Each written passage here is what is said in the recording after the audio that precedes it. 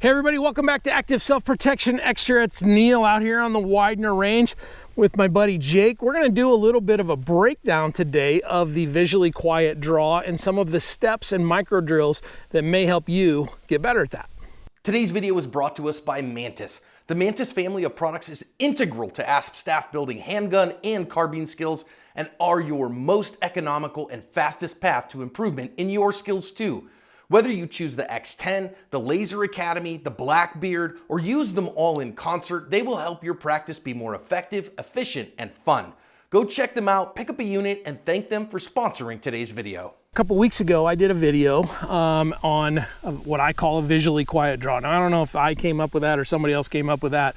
I'm not trying to take any credit there, but the concept is to have a visually quiet draw so that if something, God forbid, happens, you need to get the gun out. Nobody else has to really know what's going on. And secondly, it's much more efficient with less movement. And so I noticed this at a class when I saw people doing their what we call full firing grip as they were coming, clearing their cover garment and driving their thumb down. Basically what that does is they have to break the wrist to get the thumb down behind there and then wrap the fingers around, and you can see what happens to my elbow. It pops out and the shoulder pops out versus the claw grip where all I got to do is just put my hand on the gun and I can get a hold of it.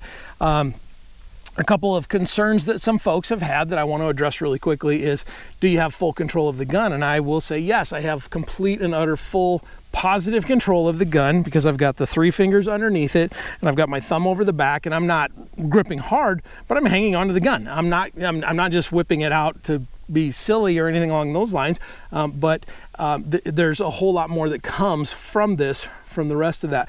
But what we want to talk about today is the steps to get to all of this and really break it down into some things that people can micro drill. And when we talk about micro drills, we're talking about small pieces of this. So break it down to this finest points, get good at one thing and then get good at another thing and then get good at another thing and then put them together, right? Yeah. You ready to try that? Yeah, I'm excited. All right, so we have unloaded and showed clear but to each other here, but go ahead and turn around, face the range, right? No, you don't have to step up too far because I don't want you to step off camera, but go ahead and just draw and unload and show clear. All right, we are good. Look at Jake with a VP9. All right, that's an inside joke. All right, cool. So Jake, what I want you to do is I just want you to think to do, and I know you're a claw grip guy. Jake is a good shooter, folks, so he's gonna have to just follow some directions here for now, okay? So what I want you to do is when I give you I'm just gonna give you a go ahead signal, and when you're ready, you clear your cover garment, but I want you to drive your thumb down and in. And see what happens, okay? I'm gonna step onto this side so I can see you, and so then you're just gonna draw and present to the target.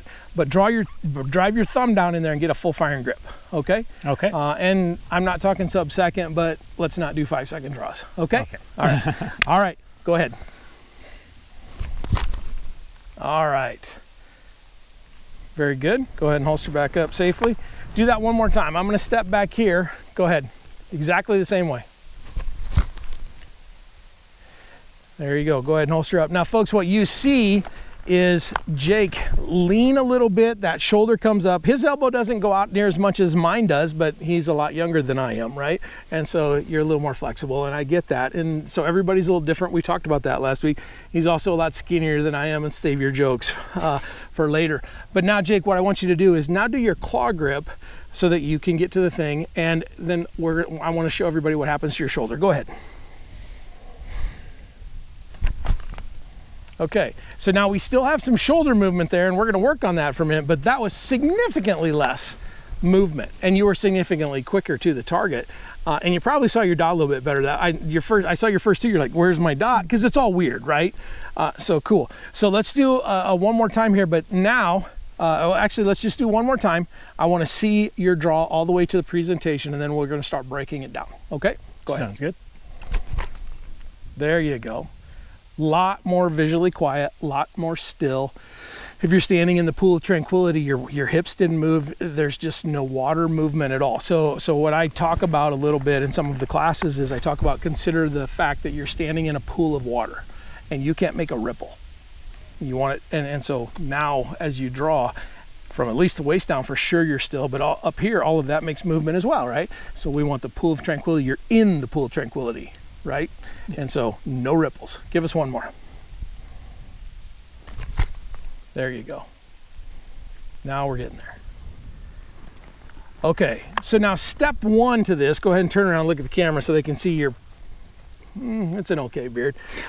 So step one to this is what we're gonna do is we're gonna work on clearing the cover garment and getting our hand to the gun. Okay, and so we're gonna start in the fig leaf. You can start hands up and we can actually practice that a little bit too, but to be visually quiet from here isn't a whole lot different than from here, especially from the back side. You just need to be moving when you do it. But we're gonna start at that fig leaf, and I like to actually have a hold of the shirt because I'm a cheater. Yes, I'm a cheater. The world already knows, so we don't have to talk about that too much. But I start there, and this hand, what a lot of people tend to do is they grasp and they hold on to that. Now, when I get ready to shoot, when I hear a shooter ready, I let go. If you can see my hands here, I don't know if John can edit this and focus in there, but I let go and I just float my hand now. Because if I'm grasping here, I have to, when I hear the beep or the time comes that I have to go, I have to first let go of everything. So now I've got my hand going the wrong direction, and then I've got to get it out of the way, clear the cover garment, and that adds just more movement. So when I hear shooter ready, now I'm just floating my hand out. And basically what I'm doing is I wouldn't call that super hairy hands, but I'm just touching it to where I can feel my thumb touching the hair on my hands. And if you don't have hair, if you're a woolly person, then that's going to work for you. If you're not, then just float your hand. Okay, I'm just telling you what my thing is. If it works for you, great. If it doesn't work for you, fine, it's totally good. But you're just going to float that here, and then when it's ready, all you're going to do is you're going to engage this bicep to pull up. This hand doesn't even have to move because you floated it. So you just pull it up nice and easy, and then at the very end I break the wrist or snap the wrist, right?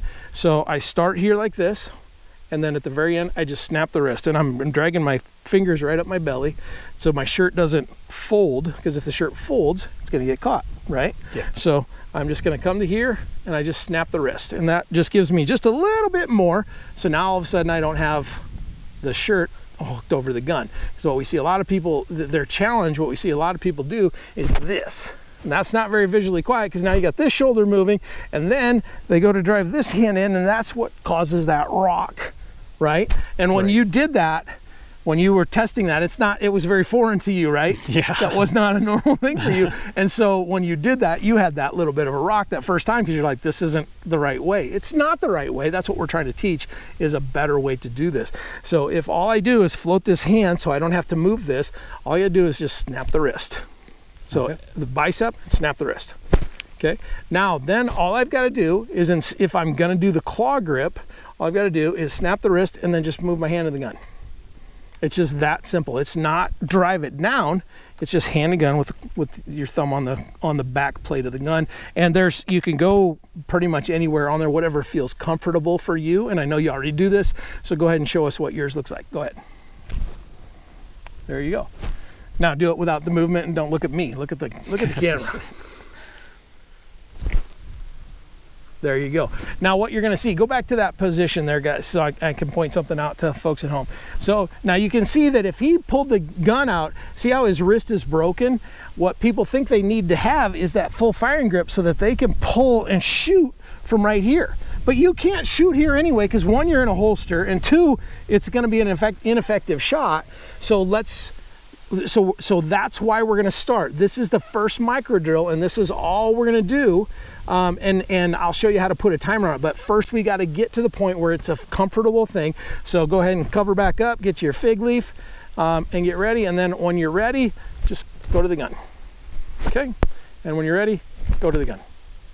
Okay, now you can see that I didn't even follow my own stuff, and see how my shirt folded down there? I didn't get my fingers up. So when you do this, when you get to the gun, now analyze where you are. So go to the gun, analyze where you at. Is your grip where you want it? Are your fingers where you want them? Yes, they are. Yeah. Right? And that's all you're doing. And so I gotta fix this stupid thing. Okay. I hate wires. All right, so this is the micro drill. That's all we're doing. And so a way to do this, to test this and get yourself to do this quickly now, once you're good at it. So the beep on these timers is about 0.25 seconds. is how long the beep is. That's why when we're talking about speed, we tell people go on the buh, not the eep, right? Because if you wait for the whole beep, you've let 2.25 seconds go. So if you can react quickly. But if you set your par time all the way down, this one, the lowest I can set the par time is 0.40. So what it's going to sound like is this. So now that's less than half a second, and that second beep is there. So one more time for the people at home. 0.4. So from now, once we've got to the point, I'll just hold it. Once we've got to the point where we're comfortable with this, and you've micro drilled that enough that you're comfortable with it, now take your timer, and you don't have to have this one. You don't have to have, you know, an expensive one or anything. You can download free apps and set par times on them, but set your par time about as low as you possibly can. I know there's some that you can set to 0.25, so you basically get one long beep.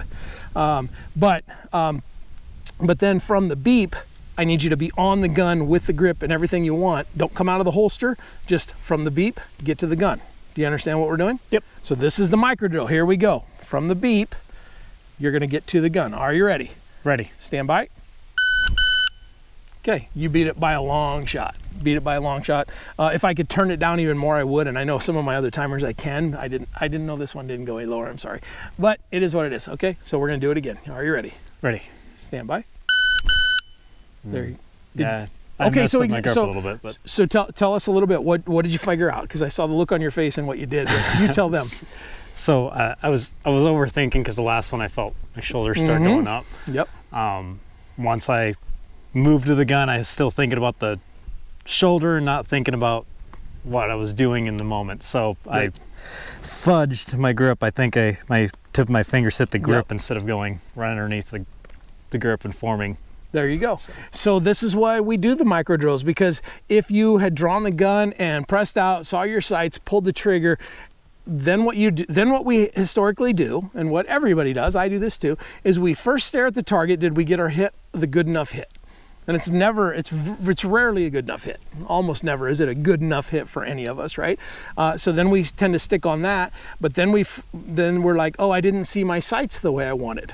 Or I didn't quite have the grip that I wanted. But if we come all the way back, you didn't have what you needed out of the holster, and the whole time to the target, you were fixing that little mistake. That's why you didn't get your hit. And that's the point of the micro drill. Make sense? Exactly. All right, cool. So we're gonna do this a few more times. We're gonna get a few good ones. Are you ready? Ready. Stand by. There you go. That feel good?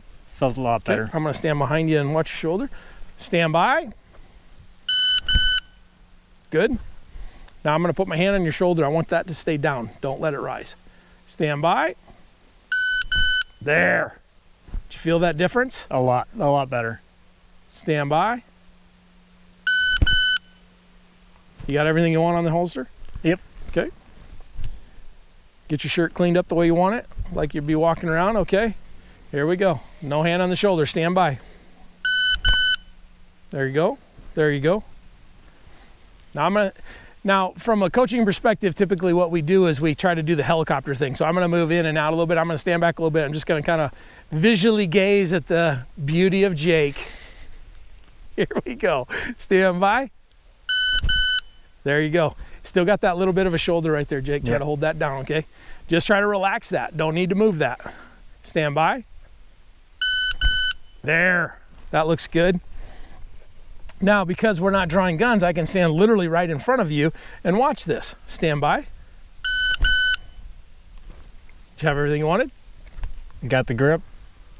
I need to focus on relaxing this. Yeah. Because this starts to tighten up. And for some people, that's going to be different because you're tall, thin, you carry the gun a little bit high, so there's going to be some considerations there for you that others aren't going to have. If somebody's short and has small arms, like think of the range monkey, is very small of stature, so her shoulder does have to rise a little bit because of just the body that she has and the differences of all of us. So I'm not saying do this exactly like me or do this exactly like Jake. I'm saying go videotape yourself doing this and see what happens. So Jake, turn around and face the target a couple of times, and let's do the exact same thing. Let them see from the back. I'm gonna step back here, make sure that we got you good and in frame.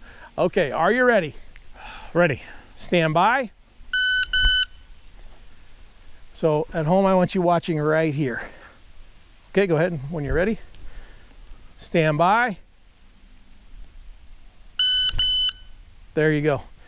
So you are on the gun in less than half a second. Go ahead and turn around and face the camera. That one felt a lot better. Yeah, so. that one looked good too. And so from at home, I think people are getting to see what it is. You're not moving the hips, you're not driving, there's none of this. There's none of that rocking motion, because to have a visually quiet, fast and accurate draw, we have to remove all the extra movement that we possibly can. Now you can still have a fast and accurate draw with a lot of motion. You can, but the thing that I tell people to think about is, if you move this way to get a good shot, you have to move back, and that takes time. And if you move this, you have to come back here to shoot. And if you move this, you have to come back here to shoot. So if we can remove all of that, that's the idea here. So you don't have to do all of this, but if you want to be a little faster and a little more accurate, you can be. And again, there's people that have been shooting since the 60s that are going to do it their way, and you for sure can do it your way. I'm just saying there are some efficiencies that we have found in, you know, the last decade or 2 or 3 for some of you out there that are going to make you a better shooter if you'll engage in this kind of stuff. Sometimes it feels weird, and what I tell people is, like, embrace the weirdness and give it a try. And not embrace the weirdness for one draw and go, no, that's not for me. Embrace it for an hour or two. Embrace it for a day or two. Embrace it for a week and see what you see. And if it turns out that it's absolutely not for you, or you have physical pain, that's one of the things, you know, especially us older guys, we get some physical pain. A couple of weeks ago, I did a video, and man, every time I moved, it picked up the cracking bones. So that's just the life that we live. If there's physical pain, don't do it. Don't fight through physical pain for this kind of stuff. Then let's find something else. You can join us in the Asp Dry Fire Challenge on Facebook. There's a lot of people there that'll give you some good information. All you got to do is set up your camera, videotape yourself doing 8, 10, 12 draws. Do it from a couple different angles like we did. You could, you know, do it from the front, do it from the side, do it from the back, and people will break down and give you a lot of good information. They're not going to mock you. There's no shaming of anybody's. We'll joke about somebody's gear from time to time. I joke about Jake's gear all the time. So, but we do that from a positive place of funness. If anybody gets negative on you, I just boot them out of the group, and we don't put up with that. We're there to get better. We're there to have a good time, and everybody is where they are and trying to get to the next step. So come join us and do this week. If you have some time in your dry fire, just add 10 minutes, maybe even 5 minutes of just nothing but micro drilling from your start position. Now, if your start position is hands up, then fine. Start with your hands up and go to here. But as visually quiet as you possibly can. Get a hold of that shirt, get your hand to the gun without your shoulders moving if you can. You should be able to do that for the most part. Now, again, everybody's a little bit different, but this week do that. Spend your time in dry fire, just micro drill this. Just this. That's all I want you to do. So Jake, thanks for coming in. We're going to do a few more of these things for a couple more weeks, and we're going to put it all together down the road, but I appreciate you guys being here. We'll see you next time. Have a great day.